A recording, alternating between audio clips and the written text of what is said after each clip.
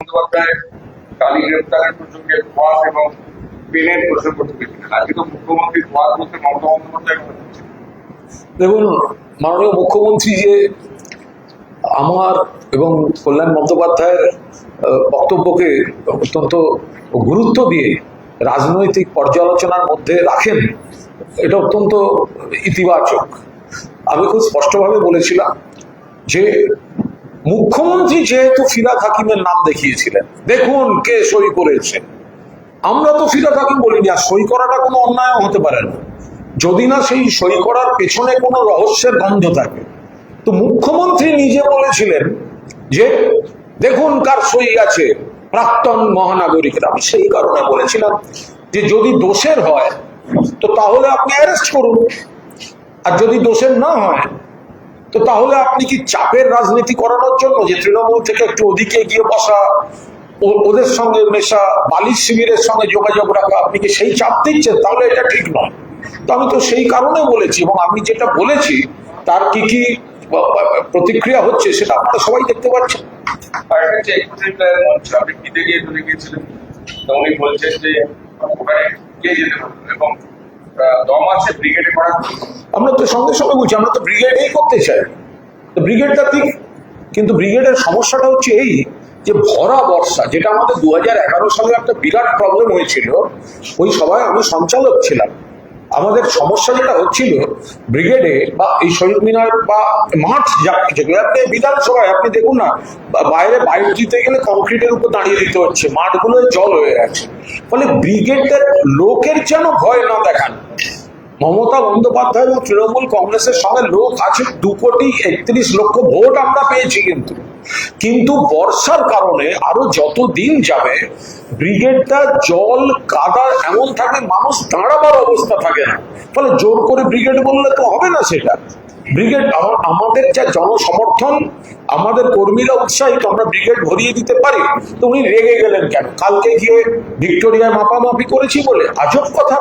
ওখানে গণহত্যা হয়েছিল, মৃতদেহগুলি পড়েছিল, তাই ওই স্পটে শহীদ তর্পণ এক বেলার জন্য অর্ধেক রাস্তা আমরা পারমিশন যদি দেয় না। না, সমস্যা হচ্ছে ওরা ভয় পেয়েছে, আমাকে বলতে দেয়নি। একটা ব্যক্তি কুণাল ঘোষকে বলতে দেওয়া হচ্ছে না, কারণ আমি সম্ভবত আমার বলাটা কার্যকরী বলা হচ্ছে।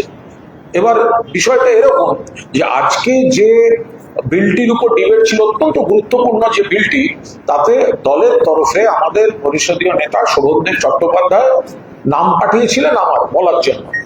এবার যেহেতু স্পিকার ওদেরকে পদ দিয়েছেন, ফলে অফিসিয়াল যিনি চিফ হুইপ তথাকথিত আখরুজ্জামান, তিনি শোভনদেব চট্টোপাধ্যায়ের নাম পাঠিয়েছেন, আমার নাম পাঠাননি। আর শোভনদেব চট্টোপাধ্যায় পাঠিয়েছেন আমার নাম। এবার স্পিকারের লিস্টে উঠেছে শোভনদেব চট্টোপাধ্যায়ের নাম। শোভনদেব চট্টোপাধ্যায় বলছেন আমি বলবো না, তাই কুণাল বলবে। আবার আখরুজ্জামানকে যখন জিজ্ঞেস করলাম, আখরুজ্জামান আমাকে এবং আমাদেরকে জানালেন আপনার সঙ্গে কোনো ঝামেলা নেই, আমাকে আমার বস মানে ওর এলওপি নির্দেশ দিয়েছেন কুণাল ঘোষকে বলতে দেওয়া যাবে না, কুণাল ঘোষের নাম দেওয়া যাবে না। তাই আমি শোভনদেব চট্টোপাধ্যায় কুণাল ঘোষের নাম দিলেও আমি যখন সরকারকে চিঠি দিচ্ছি বা স্পিকারকে চিঠি দিচ্ছি, তখন আপনার নাম বাদ দিয়ে আমাকে শোভনদেব চট্টোপাধ্যায়ের নাম দিতে হচ্ছে। আমাকে বলতে দিতে ভয় পাচ্ছে। এবার আখরুজ্জামান বলছেন আমার উপর ইনস্ট্রাকশন আছে, তোমার নাম দেওয়া যাবে না দাদা। এই ইনস্ট্রাকশনটা কার? সরকার পক্ষ আমাকে বলতে দিতে চাইছে না, না বিরোধী ওনার বস? উনি যেটা বলছেন ওনাকে ওনার বস বলেছেন। আমি সরকার পক্ষকে এর মধ্যে টানছি না, কারণ এটা অফিসিয়ালি পুরোটাই বিরোধী দল এবং বিরোধী মুখ্য সচেতকের ব্যাপার। তো মুখ্য সচেতক আখরুজ্জামান তিনি আমাকে নিজেই বললেন যে তো আমি তো একটা সিলেক্ট কমিটিতে দেওয়ার জন্য অ্যামেন্ডমেন্ট দিয়েছিলাম, আমি সেইটুকুই বলার সুযোগ পেয়েছি, কিন্তু মূল আমি যে বক্তা, তা আমাকে অন্যায়ভাবে কণ্ঠরোধ করা হয়েছে, আমাকে বলতে দেওয়া হয়নি, আমার নাম বাদ দেওয়া হয়েছে। এবং তারপরে তো ভয়ে দেখলাম আর একজন বলতে আসেনি, নাম থাকা সত্ত্বেও। কারণ আমি বলেছিলাম আর একজন যে আমার নাম যারা বাদ দিচ্ছে, সে যদি বলতে আসে ধর্ষণের মামলার আসামি চাটন ঋত, তাহলে কিন্তু আমি ওর বক্তৃতা শেষ করতে দেবো না। তারপর আমি দেখেছি সে নিজেই বক্তৃতা করতে আসেনি, তার নাম লিস্টে ছিল। যদিও আমি সবাই বলেছি এটা নির্লজ্জ, একটা চাটন, সিপিএম থেকে লাথি খাওয়া, তৃণমূল থেকে লাথি খাওয়া স্পিকার কেন ওকে এইসব অনৈতিক ভাবে একটা পদ দিয়েছেন, সেগুলো আমি বললাম, সবাই শুনলেন। আরেকটা বিষয় সবাই আপনারা বসেছিলেন যখন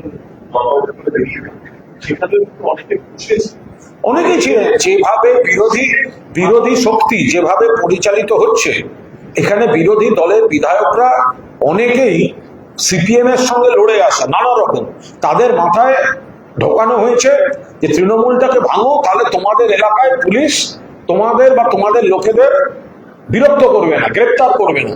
এই টোপ দিয়ে ওদিকে নিয়ে যাওয়া হচ্ছে। কে কাকে ফোনে ধরিয়ে দিচ্ছে, কে কার সঙ্গে কথা বলছে, সে খবর তো আমরাও পাচ্ছি।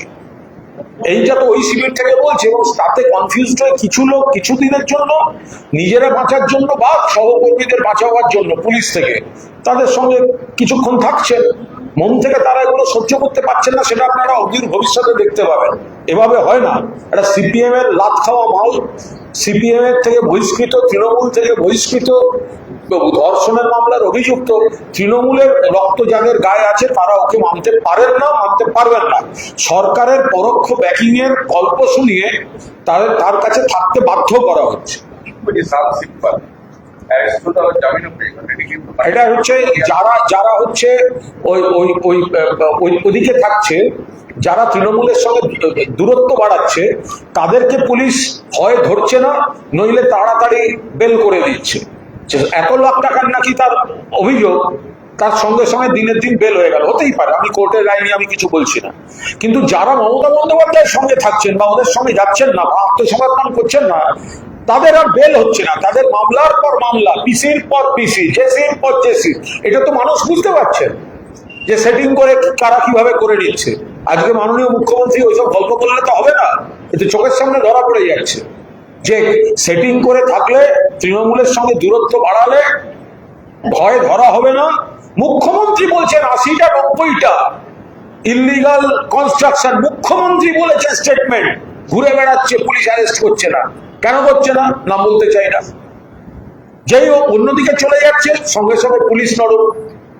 বিজেপি চাইছে সরকারটা ওরা চালাবে, বিরোধী দলটা ওরা চালাবে। বিরোধী দল চালাতে গেলে কি করতে হবে?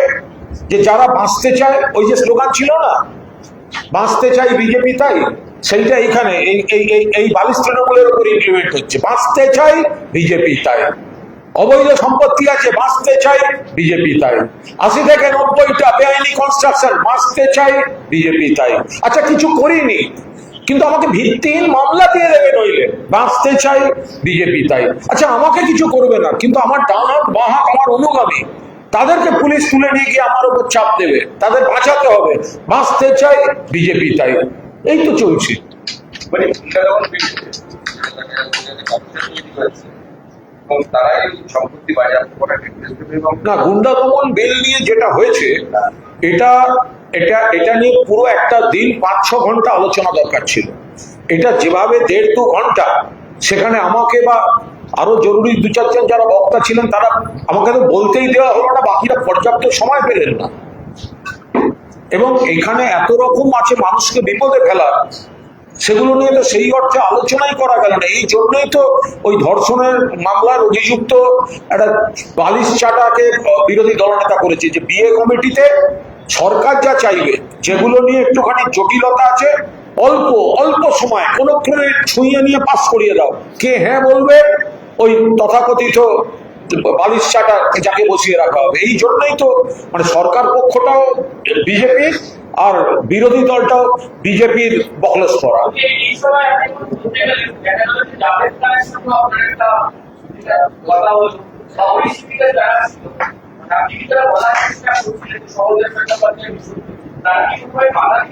না না, তারা কেউ বাধা দেননি, এবং আমার দেখে অত্যন্ত ভালো লাগলো। ঋতুকে যখন আমি বালিশ চাটা এগুলো বলছিলাম, একজনও কেউ ভিতর পাশে দাঁড়িয়ে আমায় বাধা দিলেন না। এতে আমার মনটা না ভরে গেছে। হ্যাঁ, আর তার আগে যেটা হচ্ছিল সেটা হচ্ছে, তখন ফিরাদ হাকিম বললেন ওটা বসে কথা বলতে, আমি বসলাম, কিন্তু কথাবার্তার সময় পেছনে বক্তব্য রাখছিলেন আমাদের গোলাম রব্বানি, তো ওনার রাখতে একটু অসুবিধা হচ্ছে, সেটা স্বাভাবিক। আর রব্বানি সাহেব ভালো বক্তৃতা করছিলেন। দেখুন ওখানে ওদের অর্ধেক মানে এদের সঙ্গে আমাদের তো কোনো সমস্যা নেই, আমরা সবাই তৃণমূল। কিছু নেতা নিজেদের স্বার্থে এদের বিভ্রান্ত করে এদের উপর চাপিয়ে দিচ্ছে, সেই জায়গাটায় আপত্তি আছে। তখন জাভেদ খান আমাকে বলার চেষ্টা করছিলেন যে পরিষদীয় দলনেতা যেহেতু, সেই জন্য সৌমেন চট্টোপাধ্যায় নাম দিয়েছেন আকুলুজ্জামান। ওই যুক্তিটা একেই না, তার কারণ পরিষদীয় দলনেতা নিজে বলবেন না তার দলের কে বলবেন, সেটা তাদের দলের এখতিয়ার, তাঁর এখতিয়ার, সেটা অন্য কোনো দল চাপিয়ে দিতে পারে না। ওরা কুণাল ঘোষকে ব্লক করতে চাইছে, আমায় বলতে দেবে না, আমায় স্পেস দেবে না, মূর্খের সঙ্গে বাস করছে। আমি ওদের বললাম, আমায় যদি বলতে না দেন তাহলে আপনাদের যে বা যারা বলবে এক নতুনকে টার্গেট করে নেবো, আমি বলতে দেবো না তাদেরও। আমাকে ডাকুন, সরকার পক্ষ তাদের ডিফেন্ড করতে আসুক, লোকে দেখে নেবে যে আমি কাকে ধমকালে আমাকে বাধা দিচ্ছে, আমাকে আমার কণ্ঠরোধ করছে কে, আর তাকে আমি কিছু বললে বাধা দিচ্ছে কারা, লোকে সেটা দেখে নেবে, আমার কোনো সমস্যা নেই। যে সময় আপনি এটা বলছিলেন তখন দেখা যাচ্ছে বিজেপি স্পিরিটে বলছিলেন যে নিজেদের মানে সমস্যা ক্লিয়ার নেই। খুব স্বাভাবিক, তার কারণ হচ্ছে তৃণমূল কংগ্রেসের মধ্যেই একটা অংশ তারা সরকারি মদত পেয়ে, স্পিকারের মদত পেয়ে তারা বিজেপির বি টিমের আচরণ করছে, এবং পার্টিকুলার 2-3 জন, বাকিরা কনফিউজ, এবং বাকিদের উপর চাপ তৈরি করা হয়েছে, কয়েকজন এই জিনিসটা করছে। ফলে তাদের সঙ্গে যদি আমাদের, আমি তো বারবার বলছি, তৃণমূলের কর্মীরা বিরক্ত হচ্ছে। এই যারা এখানে বালিশ তৃণমূল ছাড়ছে তারা নিজেদের এলাকায় যেতে পারছে না, তাদের এলাকায় কর্মীরা আক্রান্ত, থানায় যাচ্ছে না। আমরা তো থানায় যাচ্ছি, এলাকায় ঘুরছি, তারা তো শুধু এখানে বসে গ্রুপবাজি করছে, এবং সেটাও করছে বিজেপি নেতাদের বাড়ি বসে, হোটেলে গিয়ে। তৃণমূল কংগ্রেসের কর্মীরা একদম ঠিকভাবে নিচ্ছেন না। তো বিজেপির লোকেরা তাই নিয়ে যদি কটাক্ষ করে থাকে, সেই সুযোগটা আমরাই করে দিচ্ছি। একটা অভিযোগ রয়েছে, এবারেও কার্যত বলা হচ্ছিল মুখ্যমন্ত্রী বলছেন যে ভিক্টোরিয়া হাউসের সামনে যে মামলা দিলেন, সেখানে আপনি জোনাকি পরিচালনা যেখানে যে কেন আপনারা ওখানে জমায়েত করে গাড়ি চালানোর একটা গাড়িও আটকায়নি ওখানে, কোথাও দেখা যাবে না যে কোথাও কোনো গাড়ি আটকেছে, কোথাও কোনো রকম কোনো যান চলাচল বাধাপ্রাপ্ত হয়েছে। কেন করতে যাবে? আমাদের দল সভা করার জন্য অনুমতি চেয়েছে পুলিশের কাছে, অনুমতি দেয়া হবে না সেটা তো আমরা এখনো জানি না। তো ফলে অনুমতি দেয়া হবে ধরে নিয়েই তো আমরা একটা বেসিক প্রস্তুতি রাখবো। সেই প্রস্তুতিটায় আমাদের ছাত্র যুব গণসংগঠনের কিছু বক্তব্য আছে, আমরা জাস্ট একবার চারধার দেখে নেওয়া যে আমাদের ওখানে করলে কিভাবে কি করব। আমরা তো কোনো বাঁশ নিয়ে ওখানে পুঁততে যাইনি, আমরা একটা ফিতে নিয়ে শুধু মাপামাপি করেছি। তো তাতে এত রাগ হলে কি করা যাবে?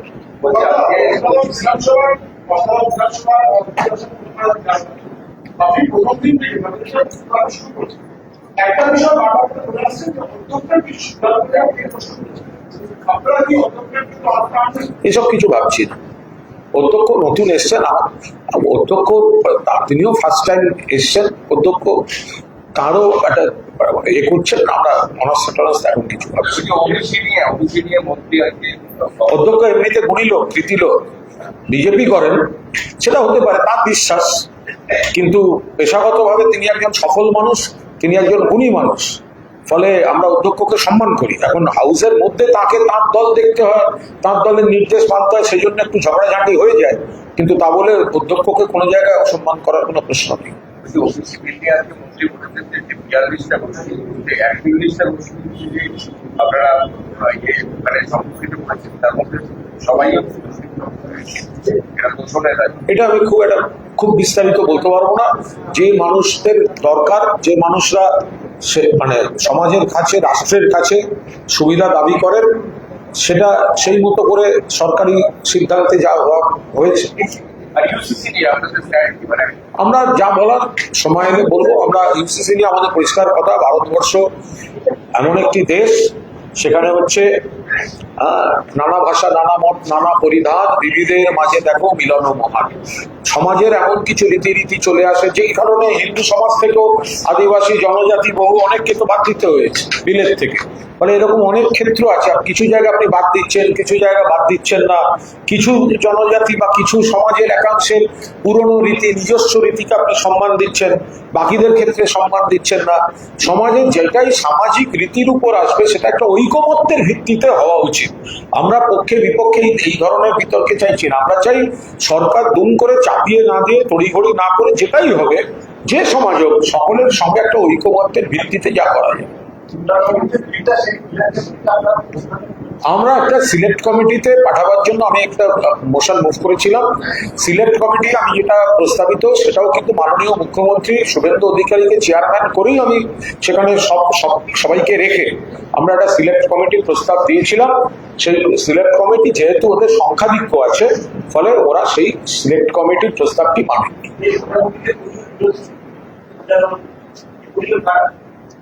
সেটা তো দেখেছেন যে যারা আমাদের সঙ্গে সহমত, একটা সঠিক গঠনমূলক বিরোধিতা যারা করতে চান, গঠনমূলক বিরোধী দলের ভূমিকা যারা পালন করতে চান তারা,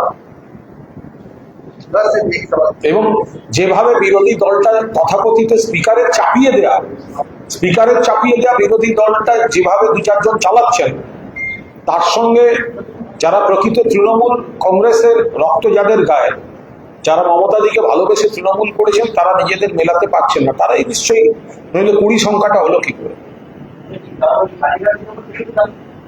কোনটা?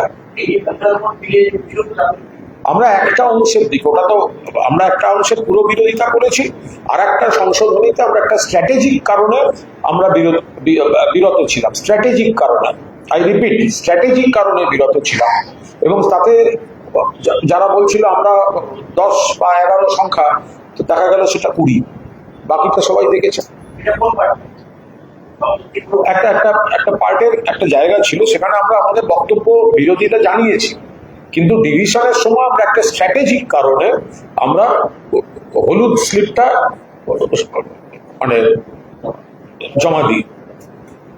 তাতে দেখা যায় 20 জন সেই হলুদ স্লিপের পক্ষে আছে।